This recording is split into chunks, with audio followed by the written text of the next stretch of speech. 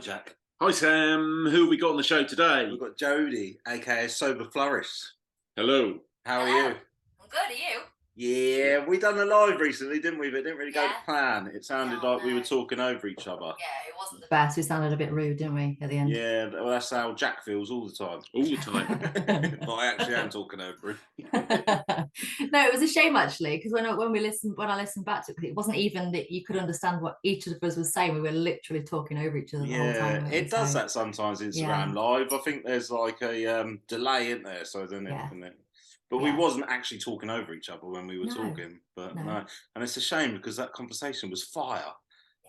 Yeah, like this one will be anyway. But I'm glad you come on. I always feel like I know you, but we just literally follow each other on Instagram, don't we? We've never met. But I've got a mate that I'll tell you a bit about when I moved into a hotel in a moment. But he reminds me a lot of you. He lived in Hull. You remind me a lot of him, and I think that's the reason why I feel like I know you. It's weird. Oh, really? Well, I just listened. I'm catching up with Dave's podcast, and I was listening to your story a bit on there today. I was thinking, shall I listen to it? Shall I not? But I started it, and I haven't finished it yet. But I want to hear your story. But also, as well, you were just in. You're sober now, obviously. Yeah.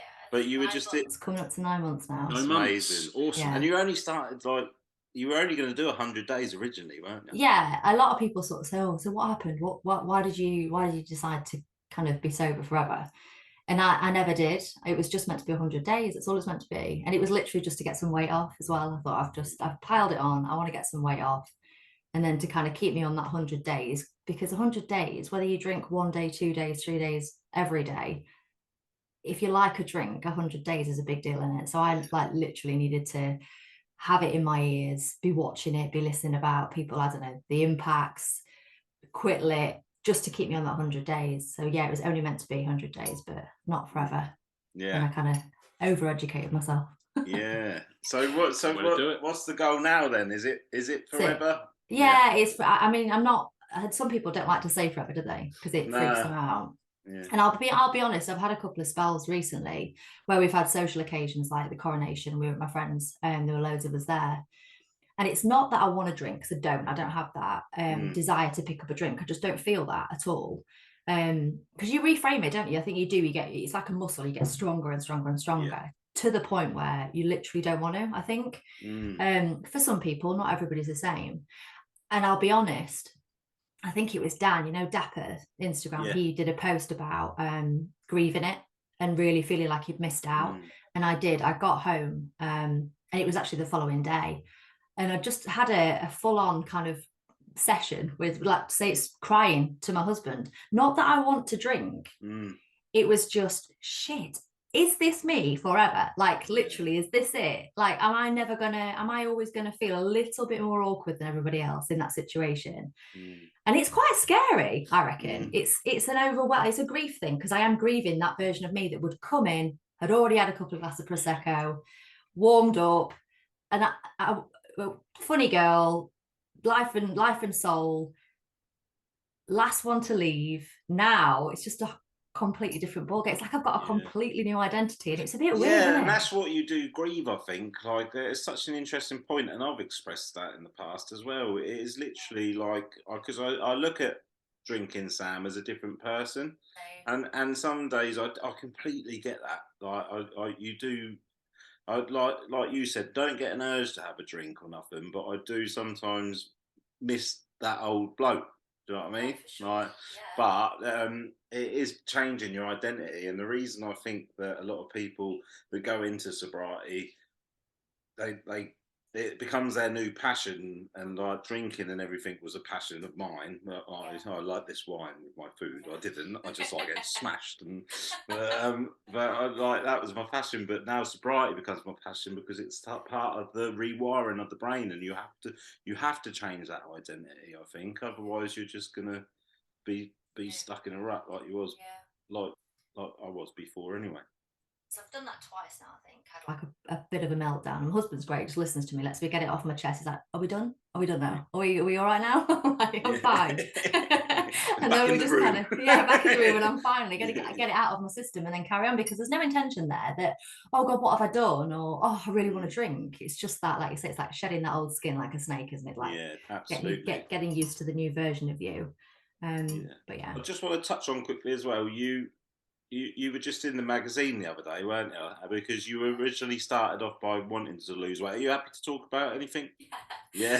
It's just a bit weird, like, because it's, I don't know, it's not something that I would ever normally do. Ever. That voice note you sent me yesterday made me laugh. She goes, now I'm famous, I won't be able to come on the podcast. Please rearrange with my PA. Yeah. Oh dear. Yeah. I said fame has changed you. That's it. Doesn't take long, eh? When I went away on holiday with the family to Centre Parks a few weeks ago, and I got a DM from a freelance writer, and she just said that she'd noticed one of the Transformation Tuesday photos, and would I be happy to share my story? I actually thought somebody was pulling my leg, to be honest. I thought it was as if, and I said, yeah, why not? So we had a good chat. She was lovely. We got on really well. I just sort of said to her, please don't make me look like an idiot.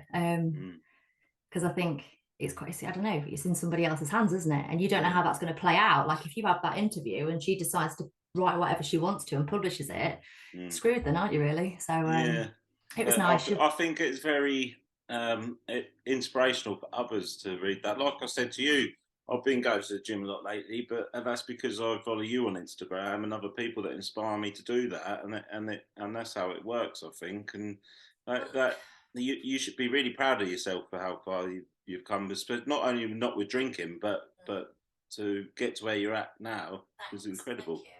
Thank you. I think that's the other thing as well. I was like, don't make me look like an idiot. But I thought it's a really good opportunity to share, because I'm a big advocate that some people go, how much weight have you lost since you stopped drinking? I was like, well, not that much, to be honest with you. But the shifts that I've made in terms of like healthy habits that I've put in place, and mentally where I am since I stopped drinking, that's worth 15 stone to me. Do you know what I mean? It's like, I don't care how much weight I've lost since I stopped drinking, but it's more the healthy habits I've put in place, and removing that time on a Thursday, Friday, Saturday, Sunday, where I'm not drinking or hungover or thinking about getting pissed or thinking about the next social occasion, so it's socially acceptable to be having a drink at 6 o'clock at tea time and whatever with your dinner. It's freed up so much time for me to be able to focus on myself. And I wanted to kind of get that across. Do you know what I mean? It's not just about the weight loss, which that's a great byproduct, obviously. Yeah, a lot of people say that's a good byproduct, but I went the other way. Well, I did initially. A little bit, but I don't know. It's different, isn't it? I think I coincidentally signed up with a PT at the same time. I had the help there. But yeah, so a lot of it came off. I think that is a good point to make as well, because some people will be listening. A lot of people do think, oh, you lose a lot of weight when you're first in sobriety, but so a lot of people don't. They replace the sugars from the alcohol with food as well, don't they? And that's what I done, unfortunately. Yeah, well, I never used to like anything sweet at all. Like if I saw my husband Dale eating a bar of chocolate, I'd be like, how can you eat that much? I genuinely couldn't get my head around it. Like if we would go out for dinner with the girls, they'd all be drooling over a dessert, and I just couldn't get my head around it. Cheese and biscuits, give me that, and some more red wine, and I'm fine. Yeah.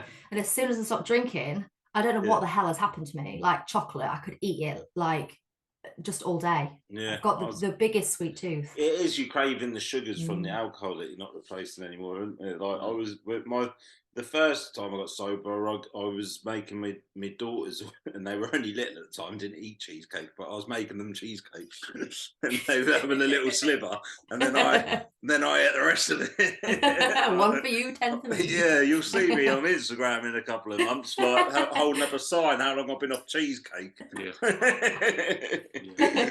But no, I have just started. It is that's another reason I wanted to get you on as well, because it is a very important topic, and I want to speak to more people about it, because I have noticed personally myself that I've been using food a lot lately, the same way as I was using drink and drugs to change the way I felt. And it's just something I've only noticed recently, and I've got an unhealthy relationship with food, which is what I've really started to look at. And I think it's a part of the growing through sobriety and everything as well. Stages, isn't it? Yeah, absolutely. Yeah. One thing moves out of the way, you kind of it comes up, and you learn how to handle that. That gets out of the way, and then it's the next thing, isn't it? Yeah. All of these things that could have been there before, but we just kind of drank through. Yeah. No, I totally hear you with that, and I've been. And your story is the one that got me actually thinking about that. So it inspired me. That's what I said to you the other day. It inspired me to get into the gym. Worthwhile, isn't it? Yeah, exactly. I'm an anxious being. I've always been an anxious being. Not so much, well, nowhere near as much now since I don't drink, but this sort of thing would have scared the hell out of me before. Yeah. Doing Dave's podcast scared the hell out of me. Doing Terry's, I was only like 2 months sober at the time, sassy sober mum. But I keep thinking to myself, if it just helps one person, I don't give a shit how anxious I am or how nervous I am, because that's what it's about. Because that's what it was for me. It was listening to other people's stories, and it was listening to Sassy Sober Mum's podcast, where I started to hear things and like that resonated with me, that they were classing as red flags, that to me was just like, it's just normal. That's what I've always done. And it was me relating to somebody else's story that made me think, oh shit, you've actually got a problem here. You've got a problem. So I think now, like, I've got to do the same thing. I've got to do the same thing. And it could take 10 people, men, women, all different ages, shapes, sizes, or whatever, from all different places of the country. There'll only be one of them probably that will resonate with you, that looks like you, that's your age, at your stage in life, with kids, etc. So it's keep listening, and there'll be somebody, do you know what I mean, that will inspire along the way. Yeah, and I generally believe that the universe works in ways for you as well. So like, who you telling your story will always fall on the person that needs to hear it as well, I think. And I always say that, like, if one episode helps one person, it's well worth it, isn't it? Hopefully it helps a lot more. Yeah, but if it helps just one person, definitely, then it's worth it. I mean, that's kind of how we've built the whole parameters around the podcast. That's where it's all come from. So yeah, I mean, that was, you know, when I first started on here, and sharing stories and trying to inspire people and just trying to break down the stigma a little bit. As that's what we're all about. With you guys as well, there are a lot of sobriety podcasts out there now, but then there aren't a lot of sobriety podcasts that have, say, you guys, your type, you two. Do you know what I mean? So people will relate to you more than they might do to 100 others. Yeah, and that's the beauty of it as well. Important. Even if someone's on a sobriety journey and they listen to our podcast, per se, and think, I want to listen to a podcast, but these two aren't for me. But it inspires them to find another one, and it gets them sober. Then you've helped them in a way as well. Do you know what I mean? Completely. So yeah, I want to get back into your sobriety journey, if that's all right. That's fine. But what made you decide you wanted to do the 100 days then? So during lockdown, I'd gained a lot of weight. And I, to be fair, I wouldn't say that there were a whole kind of things leading up to that, red flags that I'd noticed, certain types of behaviour where I thought, oh, hang on a minute, there's something stirring here. You could probably do with knocking it on the head a bit. But during lockdown, I was taking some medication for anxiety at the time, and I hadn't changed my drinking. In fact, during lockdown, I was drinking more. I didn't stop drinking as much as I was with the medication, if that makes sense. I'd not changed my my behaviour with alcohol, knowing I was taking the medication. So those two things mixed together just became a bit of a recipe for disaster for me. So I kind of get up to go to bed at night, and I'd started to fall over. These things, again, at the time, weren't red flags. Didn't think anything of it. I was thinking, oh, you had too much last night, and that was it. So there was never kind of a load of things kind of leading up to it. It all just culminated in me gaining a lot of weight and thinking I need to take a break, because the only time I can ever or have previously been able to lose weight is when I've taken a couple of weeks off the booze. So from that point of going into kind of lockdown, where I'd gained, I think I remember getting on the scales at one point, just before Christmas, and I'd hit 16 stone. I knew the only way I was going to be able to get that off was with chunks of sobriety. So I did keep taking breaks, but not with the intention to detox my body, give myself a break from pouring this red wine in my face all of the time. It was purely because I wanted to get some weight off. It was a completely different viewpoint. It's almost weird to me to think that during all of that time, not once did it enter my head that I could have a problem with drinking and that I'm struggling to take these breaks, because I'd set myself a 4-week goal to really try and shift a bit of weight, but I'd never get to the 4 weeks. But again, that wasn't a red flag to me that I couldn't do 4 weeks. I just think, oh, it's normal because everybody likes to drink. Do you know what I mean? I never really recognized that behavior in myself. It was just around me everywhere I went. I'm from a family of big drinkers also. As I was growing up, and again, this is no fault to my mum, but my mum would regularly sit there with a bottle of wine, well, every night. So I kind of saw that behavior, and I guess adopted that. So I've never really recognized any sort of it's not just a big family that we come from, it's a big nation of drinkers we come from, isn't it? And you're right, because like it's just so normalized that it's only until I got sober that I started questioning it myself, and like, I'm not judging anyone, especially my family and that, but I do sometimes think, hang on, that like this isn't normal. How old was you when you first started drinking? Because the normal age about 13, 14, isn't it? It was very, very similar for me. Say very similar to story to loads of people. It was kind of waiting outside the local off license, trying to get someone to go in and get us a bottle of special red cider. I can't even say that word now, it just turns my stomach. But yeah, so like at youth club, 14, 15 years old, really. We got suspended in the first year of school for somebody brought some brandy in a 7-Up bottle. We passed that around the toilets. Literally, I can remember it just touching my lips because my dad was a copper. So I can remember thinking, do not get suspended for this.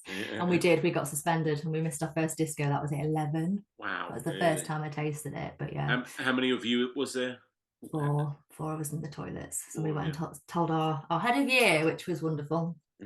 Yeah, so I got myself a nice little nickname because my maiden name's Jodi Brand. So he then, Jodi Brandy was my name for the rest of comp, which was fantastic. See why he's a teacher. He's a teacher, aren't it? Yeah, so from there, I would say when it became more of a regular thing, I'd say around about 17, because I moved out of home then. I don't know whether it's possibly because I had a little bit of a restrictive lifestyle at home with my dad being a policeman.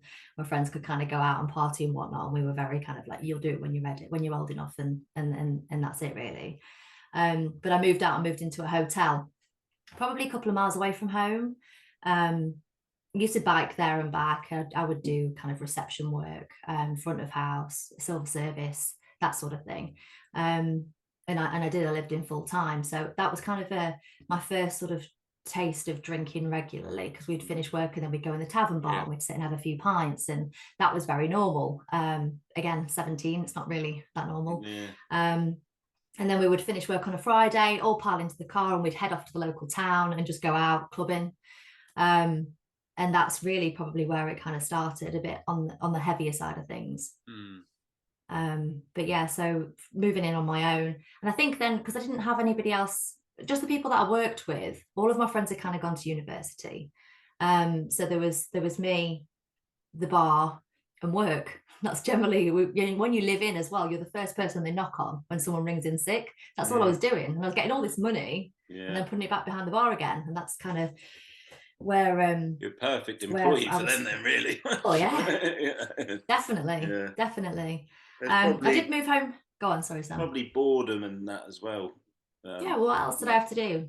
20 Embassy #1 and pints of Stella. Embassy, such a lady at 17. Embassy #1. I was more of a sovereign man because they were only £2 a packet then. It's all that overtime I was doing, so that's what it is. But yeah, I did move home for a little while after that, before I then moved into a bigger town, where I changed my job. I had a gorgeous apartment, but again, better job, more money, still living on my own. And that kind of turned into... Was the drinking kind of consistent all the way through that kind of lifestyle that you were doing? That was it. Once I kind of started that lifestyle at 17, it would be very rare that I would go a night without having a drink. Because even if I was doing a late shift, we would go to the bar after a late shift. So like normally if you were to go home and you're not getting back until say 11 o'clock at night, nothing's open, you've not got anything to drink anyway. So it was very much a vicious cycle, really. Was you drinking a lot, and did your drinking progress into more alcohol later on in life? Yeah, it did do. It did do. I mean, for there, like I say, it was just like a couple of pints after work. When I moved into the town, and I moved into my own flat, I moved then to drinking red wine, and I would drink a bottle of red wine every night and thought nothing of it. I mean, and then my friends didn't do that.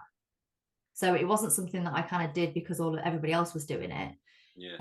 I think I remember at the time being quite conscious that I would finish work, I'd go and get £10 phone credit, my embassy number one, I'd go and get my fags, and I'd get a bottle of wine. And that was my behaviour every single night. Yeah. I would wake up for work, felt absolutely fine, held a job down, nobody was none the wiser. But that was probably, I'd say, like in my 18, 19. So to be sat drinking a bottle of red wine every single night at 18 and 19, I look back now and think, Jesus Christ, if my kids were doing that, I'd be like, there's something wrong here. Yeah. But I didn't question it. Question it. So yeah, it did escalate into that. And then obviously at weekends, because I was living in a town, mine was the party place. Everybody would come back to mine. We'd barely sleep all weekend, and then back at it on a Monday morning again, back to the grind, back to work. And it was just a cycle right up until being probably 24 when I got back with Dale. So did it mess with your mental health at all, or did you never have any problems with that? I didn't when I was younger. I mean, but I couldn't have told you because I was just a party girl. It was just kind of all out all the time, it was just the lifestyle that we had. We would just get wrecked all weekend, hold your job down to pay for the weekends, pay for my rent and pay for the weekends, and that's all we used to live for. With me, when I was hungover, I was riddled with fear and anxiety the next day. So you clearly didn't. You could function and that and go to work on a hangover and that. Then you was all right. Yeah, I was fine. It depends on kind of what we got up to at the weekend. Yeah. Depending on what kind of state I was in the next day.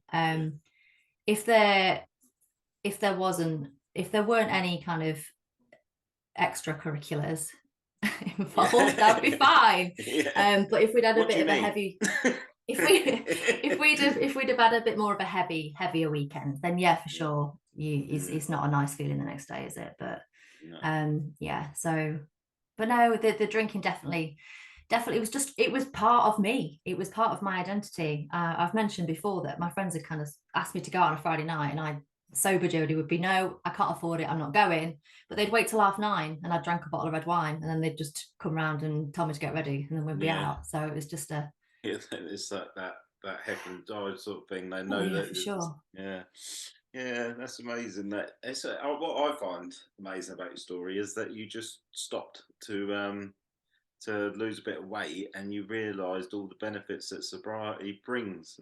It's just I don't know whether it was meant to happen at that time. I'm not sure, but it did. I mean, when I look back, and my drinking was problematic. I mean, I would drink mainly at a weekend. But like I said before, I'd be thinking about it Monday, Tuesday, Wednesday, and I get to I'm probably drinking Thursday, Friday, Saturday, Sunday. So really, in a week, I'm 4 out of 7 days every week.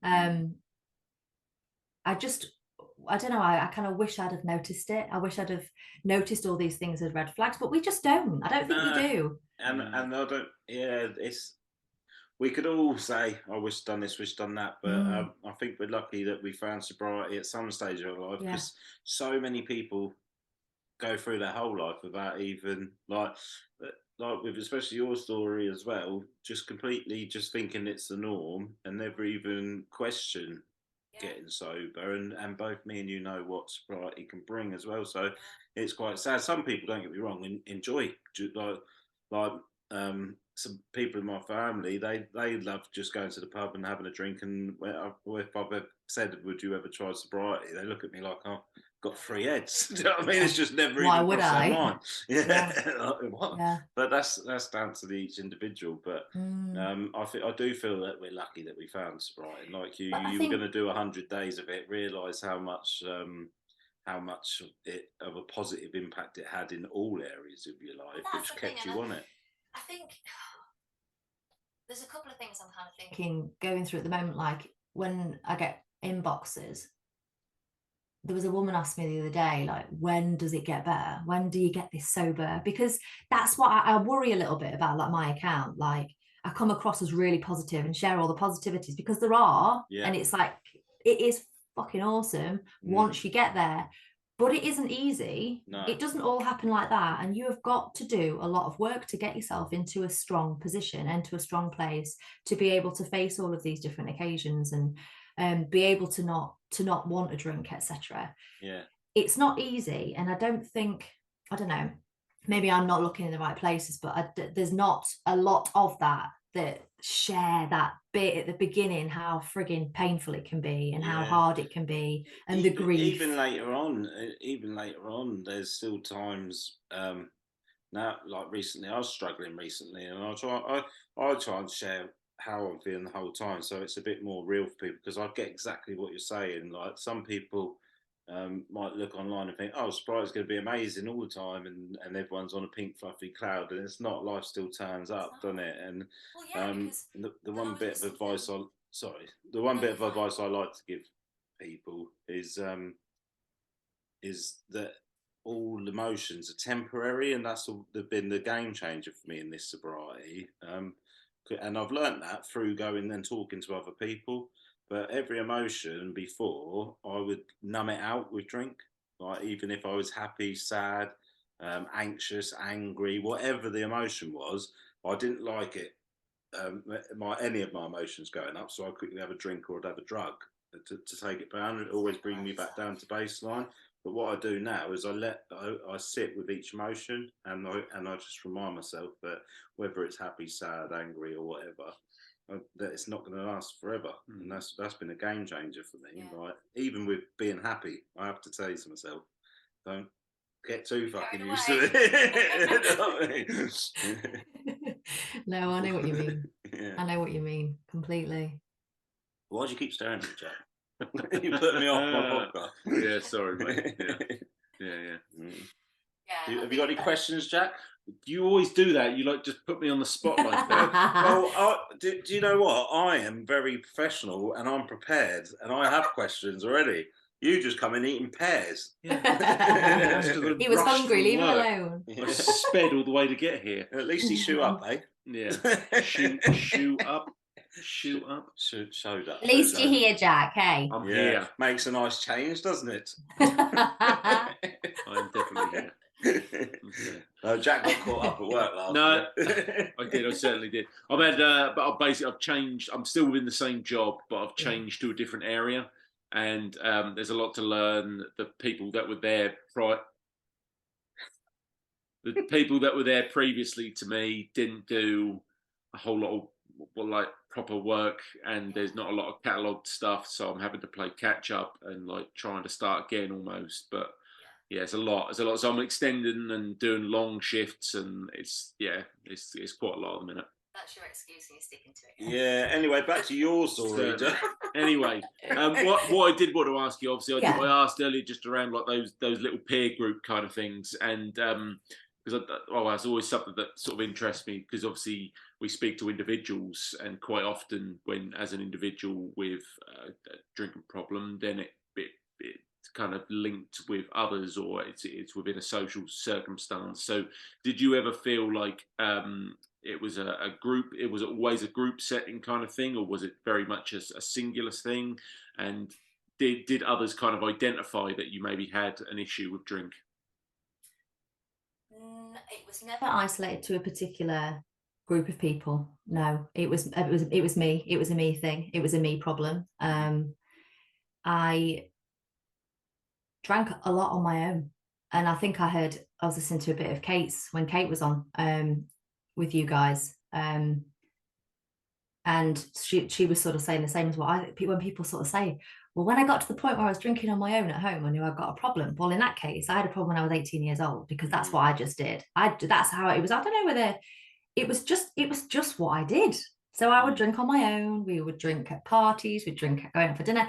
If it meant that I got to drive when Dale and I would go out, I sometimes would just not go, because I knew I wasn't going to enjoy it without having a drink, because I came with drink. Drinking was part of what I did. And if I was to go somewhere and not drink, I just knew I wasn't going to enjoy it. So it wasn't anybody that was a trigger. I have certain people that I would drink more with. There was definitely a bad influence on my husband, for sure. I know that now since I've quit, because he barely touches it. I always thought he was as bad as me, but he definitely was not as bad as me. So no, I'm my own worst enemy, Jack, to be honest. I can't blame anyone. And your husband's by the sound of it. Yeah, absolutely. Poor bugger. Did you ever have any of your mates kind of ask you about whether there was an issue, or did they identify anything? They were coming round at 9:30 trying to get you out on the lash. They were the ones trying to. No, I think no. I've never had the conversation with them. Like, do you think I had a problem? I think maybe, I don't know, would they have sort of said to me, oh yeah, that's a good thing? Like if I was to say to them, right, I'm sober now, would they have said, oh, about time, or we were wondering, or we were worried about you? But I just don't think I drank any differently to them. I would drink more regularly. I've got friends that drink every night. I've got some friends that drink every weekend. I've got some friends that can take it or leave it. So there's a mix of us, where I'm not saying that anyone's got a problem or anyone's right or anyone's wrong. But that's just always been the norm, to be honest. I suppose I always find that interesting for me, because I pick up on quite a few people. Like where I work, there's a lot of staff there. I work with a lot of different individuals, and obviously we have staff night out and that sort of thing. I don't know whether it's just from like being with Sam and like the conversations we've had, but I can always pick up on someone who maybe is a bit too much, or you just see little habits and little things. You can identify things. What do you mean? They're drinking too much, or they're too much? Just it's like their attitude to the alcohol. It's like, when we have like a social gathering, my intention is to go out and to enjoy the company of my friends, and if alcohol's there, then I will have some. But that's just me. But I can very much pick up on people who are very much like the alcohol is the focus. I was that person. Where's the next drink coming from? Yeah. Were you the same though? Did you notice that at the time, or have you noticed that since you've quit? Do you know what? No, I didn't notice it at the time. Really, it's on reflecting. But there was even from a very young age, on the walk down to the nightclub and that, I'd have to have a beer or two with me just on the walk. Couldn't go that far without a drink, and I'd stash a couple of beers outside the nightclub for the walk home and that as well. So early on, wow, yeah. Really? They're things that I've only learned about myself, and those kind of red flags and those behaviours as being problematic since I've quit. Because it's listening to other people talking about having a drink, and before they finish that drink, they're thinking about the next one. And that was me. I didn't even know I was doing it, but now I know that that's what I used to do. And like, I'd get to the end of my glass and be like, right, who's going to the bar? I wouldn't say it out loud, but I've it in my head. It's the first time I've talked about this, but I'd have it in my head, like, I'll go, it's my round or whatever. And I'm working that out. But the other people we stood with didn't give a shit where the next drink was coming from, because they were just still 2 sips down, and I'd necked mine because I was party girl. I was ready to go. I took my addiction to the extreme as well, and that behaviour escalated into drugs and that as well. And I've often said as well, I'd be sat at home with a big pile of cocaine and be so paranoid and worried about that running out, and where I was going to get the next lot from when I already had a load in front of me. So that's interesting. And I don't know whether there is, again, I don't know enough about it, but about a bit addictive personalities and stuff. But I was the same, Sam. On a night out, I was similar, very similar. And I've not kind of talked about my relationship with drugs and stuff before. But yeah, again, I talk about party girl in all the whole encompassing. That's generally what I was like, and I recognize that in myself in those behaviors. And and I often talk about Dale like this. When we got together when I was 24, the drinking in the week stopped. It went to weekends. The drugs stopped. Still carried on smoking, but I did start making some changes. It did get worse again. Drinking did get worse again. Didn't touch drugs ever again since I got with Dale. But things changed. Definitely things changed. And it's interesting you say that about the addictive personalities and everything. And I notice it in myself now. And that's why I have to try and find healthy addictions and stuff. But that mental obsession, and when you put drink and drugs and stuff and cigarettes, which are highly addictive, that's why I struggled with them for so long. But I was talking to someone about it the other day, and there's a number of us at work, chefs, and some of these chefs, they go out and they can have a couple of drinks and leave it, whereas I could never do that. But it's not just with the drink and the drugs, that was just part of the problem. But there's someone cooked some cookies at work the other day, right? And they messed them up, so we were all trying them. Yeah, they all had a bit of this cookie, and I had a bit, and I watched everyone else, and everyone else was getting on with their job and everything. And my mental obsession, I kept going back to the cookie, and I could have. In the end, I had to throw them away because I kept going back and eating more and more. If I have something, it becomes a mental obsession, and I can't stop having it, like whatever it is. You know what I mean? So that it is a behavioural thing. I'm convinced of it. I think a lot of people be able to relate to that.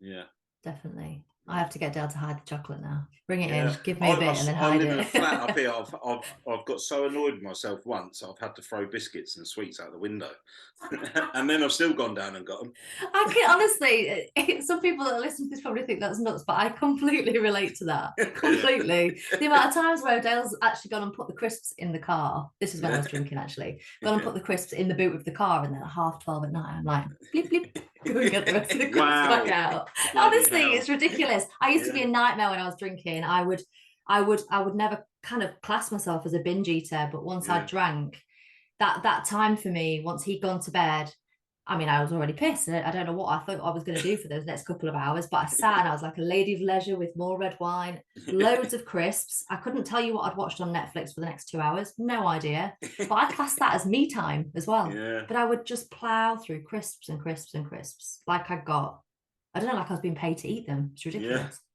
Yeah. Ridiculous. It's like calling you Gary Lineker. What's your favourite parts about sobriety? Oh God, everything. There's too much. The patience with the kids, my performance at work, my relationship with Dale, because I'm not a total bitch the majority of the time, either hungover or pissed and argumentative. I'm more considerate because I've got the capacity to think about other people and birthdays and I don't know, everything. The ability to be able to get up and go for a run when I want to because I'm not hanging. Monday morning at work, I used to take beta blockers the second I got up on a Monday morning because I was so riddled with anxiety because I'd drank too much on Sunday night when I promised myself I wasn't going to do because I'd got all the reporting to do at work on a Monday morning. So I would be taking tablets to steady my heart rate, which was all self-induced. So not having to do that anymore. My heart rate's lower. Lost weight. So much, Sam. So much. How much weight have you lost, if you don't mind me asking? I realised as I said it, that's an incredibly rude question. No, it's fine. You're talking to someone that's It's literally just put their entire story in a magazine, so we're all right. Yeah. We're good. We're good. 4 stone. 4 stone That's and incredible. 3 pounds at the minute, I think. That's incredible. That's I think I fantastic. found one of them stones. It's in those biscuits you chucked out the window and then went to go and get them again. I went again, but I got some extra steps in going down. Do you know, I look back now and I look at some videos of myself and I used to kind of go for a run and I was at my heaviest and I was still drinking every weekend and I think, oh God, you poor thing, because I was literally just undoing all of my hard work all the time. But yeah, when I got on the scales that morning and I saw 16 stone, that was the heaviest I'd ever been, and I'm only 5'4", so I'm a little dinker, so it was like a little pudding. So you could tell I gained a lot of weight, but yeah, so it was running. I was trying Slimming World. I'd done Slimming World for as long as I can remember. When I had Dexter, my eldest, so 13 years ago.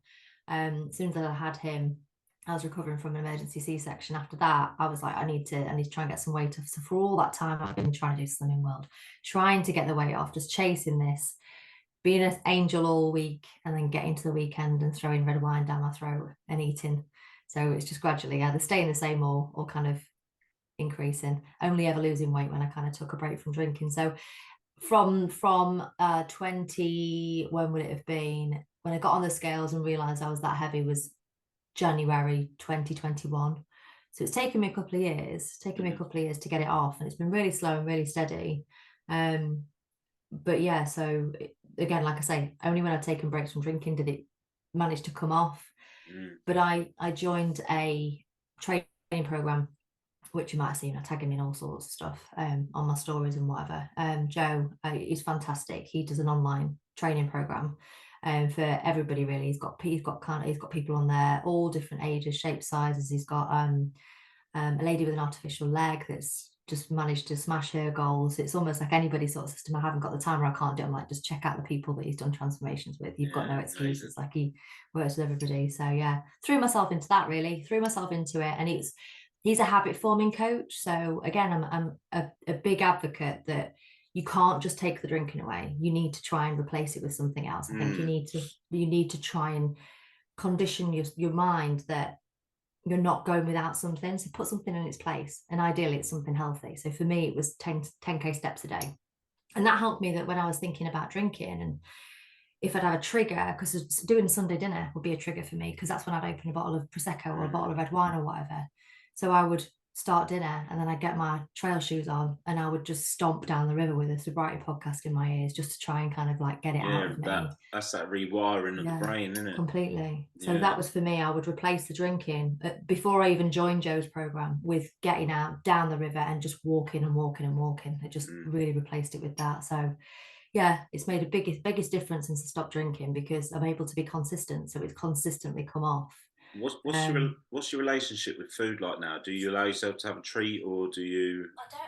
It's not, because I'm focused on tracking calories, and I'm really mindful and conscious that so long as I burn more calories than I'm putting in my face, I'm going to lose weight, because that is as simple as it is. I don't really generally have like a treat or whatever, because I'll have whatever I want so long as I count it in my daily calories. So I don't feel like I'm restricting myself, whereas I used to with Slimming World.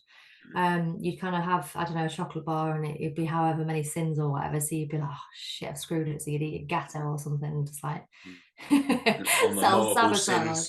Sinner. But yes, it just changed my entire outlook really. So I don't really like call it a treat or a cheat or anything like that.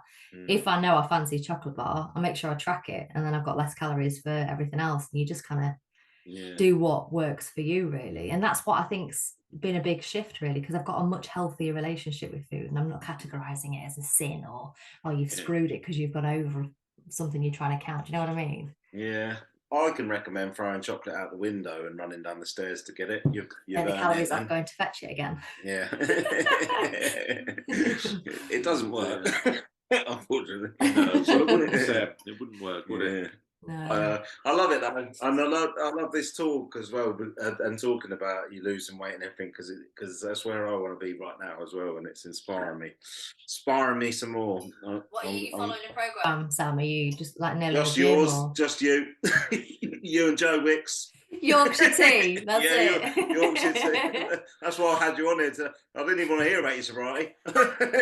Make me slim. Hey, listen, if you're serious and you want to, I would highly recommend this Joe guy. He's got a lot of guys on there that is making some big changes for. I'll look into it, definitely. I'm very blessed. My mum and dad have got all women's gyms, and one of them's literally, you can see it out my window now. I was wondering, because you keep sharing like late at night that you're in the gym. Like, where is he going? Yeah, well, I pay for a gym which I don't use, but I'm using my mum and dad's all women's gym. But it's all air like machines and everything, and it's good on your joints and everything. If you say it's an all-women's gym, is there something you want to tell me? Yeah, I am female. I Samuel identifies as a female. It's there official. Care to Talk exclusive. No, I'm only allowed to go in there when it's closed, because it is all women's and the restraining orders and stuff. So. Oh God, deleted. Good at editing. Right, Jack. Yeah. He leaves it in. Unfortunately, I leave all the stuff where he makes a fool of himself, and anything I say that I don't like, I'll just take it out. So his stuff out.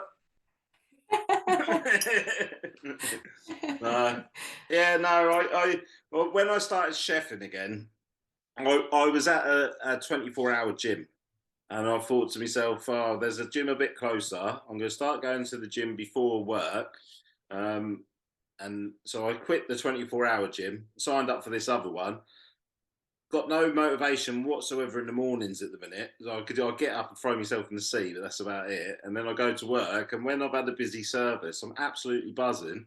So I've got loads of energy in the evening, and my gym's shut. So I've been using my mum and dad's, which is great. It is. They've got the same equipment as the Premiership footballers use. It's all air. It's a full body workout.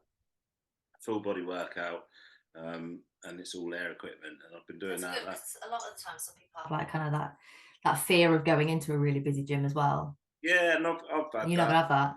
I've had that before in the past. Yeah. Especially when I first got sober again, I realised how insecure I was. And I definitely got that. I'd always blag it and make out as if I was all right, Mr. Confident, but I wasn't. It just reminded me of the amount of hangovers that I've gone to the gym on, and kind of thrown yourself through a workout. Oh God. Well, I wouldn't know anything about that because I certainly never went to the gym with a hangover.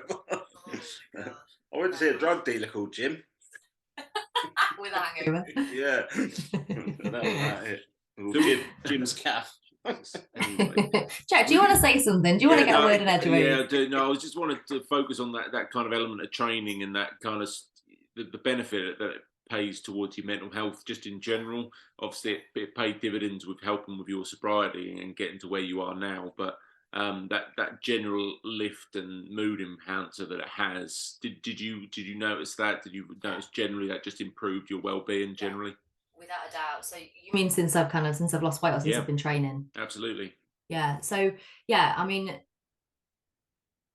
I think since I started this training program that I'm doing now, I've noticed such a shift in my mental health. Again, since I joined that, in terms of actual weight that I've lost since I've started the program, it was only a stone. Progress photos, I've shrunk. But mentally, the difference in my personality and my confidence, it's I wouldn't say unrecognizable because that was very dramatic, but a massive, massive improvement. And that's not just from not drinking, like you say, it's eating healthily, making time for myself. And it's also like, as a kind of busy parent as well, before, if I was to carve out any time to go and work out or go for a walk, or it would be seen as selfish. I would feel selfish that I was taking time for myself. Like my only spare time should be for the boys.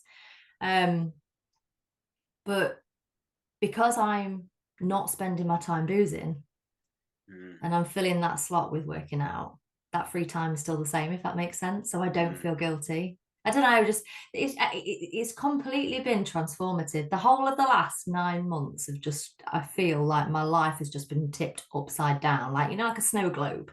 I feel like someone's just shaken everything up, and now everything's kind of settling back into place of where it was all meant to be all along. Good. That's something to hear, though. What's the future hold for you then? Well, I'm a full-time digital marketing product manager for the UK's, I don't know what I can say Interflora. That's who I work for, Interflora. And I love that job. I really love that job. However, I am becoming more and more passionate at the moment, kind of helping other people and just talking about my story, just so that it kind of relates to somebody else. So I'm kind of, I don't know what that kind of looks like at the minute. I've no idea kind of how that looks or what that looks like. And being invited to things like this is fantastic. And I'm loving this. I'm really enjoying it. I'm really passionate about it. There's an event that I've been invited to.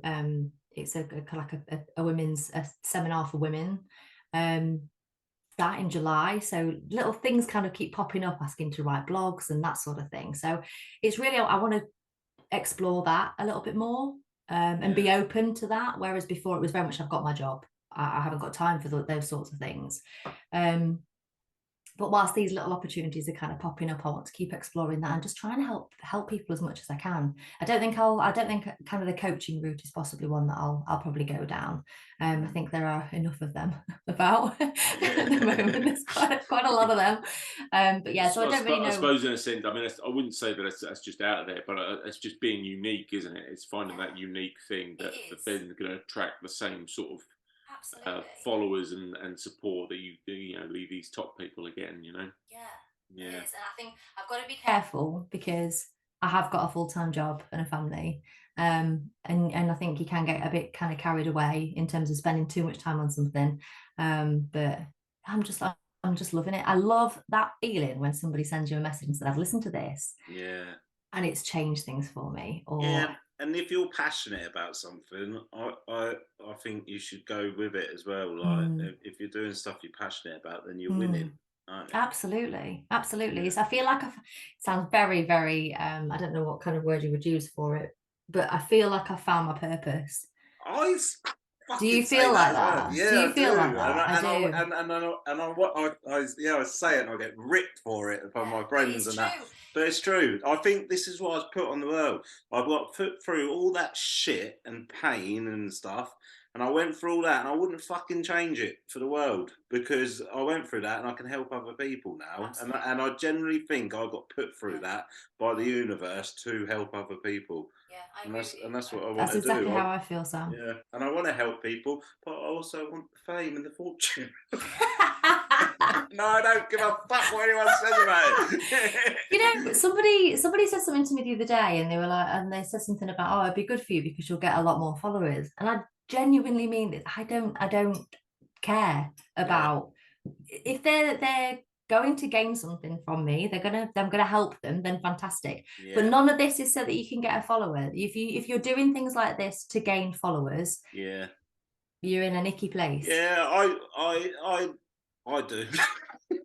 But I'm growing my page. I want to grow my page because I want to grow this podcast because I want to be able to help people. And sometimes I have to have a word myself because some stuff is ego, and I know it is, and I have to think, don't put that out. You're obviously self-aware enough to recognise definitely, that, which is brilliant. And like we were saying before, I never looked at my behaviours before, and some stuff is ego, and I think that's for my benefit. I'm not fucking putting that out. But then if my message is to help someone else, then I put it out. So I'm very conscious and think about it and that, because people will see right through that shit anyway. Do you know what I mean? So yeah, I do. But so there's something I have to work on. My ego has always been a problem with me. Hence why I used to drink and take drugs and that so much. But if my intentions are pure and I set my intentions daily, then I think people can spot a genuine person a mile off. I can. Yeah, definitely. Yeah, 100%. Yeah, definitely. Yeah, and if you're gonna do stuff like this and put your story in that out there, it's got to be for the right reasons, I think. Exactly. Yeah. And that's what and the nail on the head, purpose. That's what I get ripped for it, but I do. I generally believe that you get put through stuff, and if you're lucky enough to survive it, because a lot of people haven't, like the situations even you was in and that as well, it could have affected your health mentally.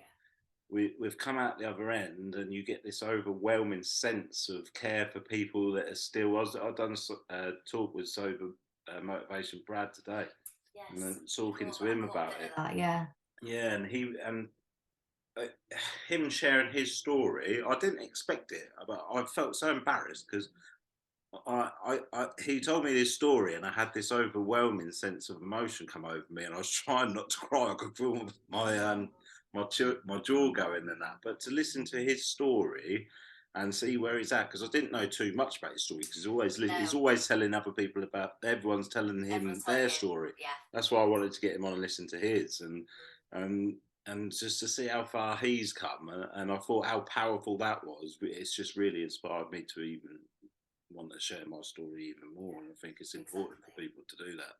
I always share that quote, and it is, one day, I've forgotten it now. One day you will tell your story of like all your past and everything, and it'll become someone else's survival guide, and I truly believe that. You got through it. You got through that, yeah. Yeah, I winged it a little bit because I was. Yeah. Does anyone else want to talk? Well, I don't like making it all about me. I've told you I've got an ego. But no, back to the purpose. I do. It is a purpose. It's definitely purpose. So yeah, absolutely. And you're fucking brilliant. You are though. I love it, and I love your page, and I love everything you represent. And thank you so much for coming on. Thank you so much. Great story. Thank you for sharing it with us. Yeah. Thanks for having me. I'm probably going to get shouted at by him now. I feel like we're in a relationship sometimes. Yes. It really, really does.